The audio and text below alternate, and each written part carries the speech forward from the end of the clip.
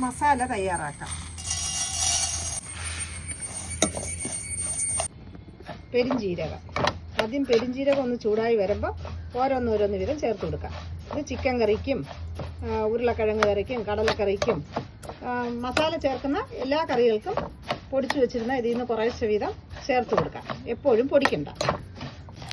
ഇത് പൊട്ടി തുടങ്ങിയിട്ടുണ്ട്. ഇനി കുറച്ചും കൂടി ഒന്ന് മൂത്ത് വരുമ്പോൾ ഇതിനെ മാറ്റിയിട്ട് അടുത്ത ഓരോന്ന് വീതം ഇട്ട് വറക്കാം. ഇത് ഈ പാത്രത്തിലേക്ക് വെക്കാം. ഇതിലേക്ക് സ്റ്റാർ ഇട്ട് കൊടുക്കാം. ഇത് ജാതിപത്തിരി. കുറച്ച് പട്ട ഇട്ട് കൊടുക്കാം. കുറച്ച് കുരുമുളക് ഇട്ട് കൊടുക്കാം. കുറച്ച് ഗ്രാമ്പു ഇട്ട് കൊടുക്കാം.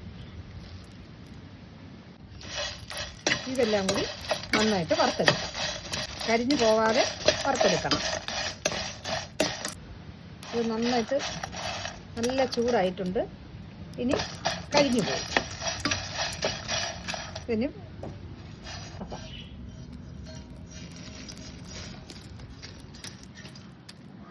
ഇതിന് നന്നായിട്ട് തണുത്തിട്ട് പൊടിച്ചെടുക്കാം.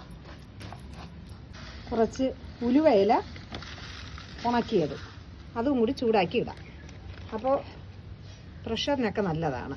പ്രഷറിനും ഷുഗറിനും ഒക്കെ നല്ലതാണ്. ഈ മസാലയിലൂടെ നല്ലൊരു മണവും ഒക്കെ കിട്ടും. ബട്ടർ ചിക്കനൊക്കെ ഉണ്ടാക്കാൻ ഉപയോഗിക്കും. കസ്തൂരി മേത്തി ചെറിയതായിട്ടൊന്ന് ചൂടാക്കിയിട്ടുണ്ട്.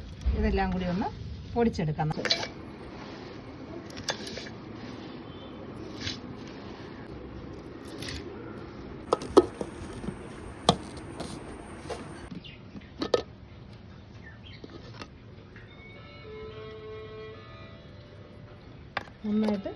നന്നായിട്ട് പൊടിച്ച്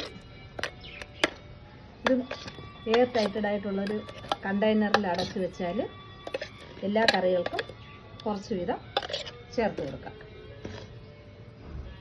കറി മസാല റെഡി. ഇഷ്ടപ്പെട്ടാൽ ഷെയർ ചെയ്യണം, സബ്സ്ക്രൈബ് ചെയ്യണം, ലൈക്ക് ചെയ്യണം.